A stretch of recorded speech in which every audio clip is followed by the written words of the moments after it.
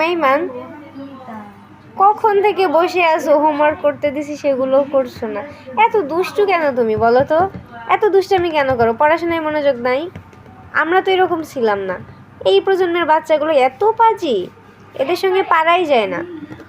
ও আল্লাহ, দেখো তোমার বান্দা আমারে কি বলে বলে যে রাখি আমি যে বলে পড়াশোনা করি না, তাইলে আমি কিভাবে পরীক্ষার ভিতরে 23 জনের ভিতর 23 নম্বর হলাম? ও আল্লাহ, তুমি বলো আমি বলে পড়াশোনা করি না, তাহলে আমি ক্লাসে কেন প্রত্যেক দিন দাঁড়াই? আল্লাহ, তুমি বলো আমি বলে পড়াশোনা করি না, তাইলে আমি কিভাবে প্রত্যেক দিন ম্যামের কাছে বকা খাই? আল্লাহ, তুমি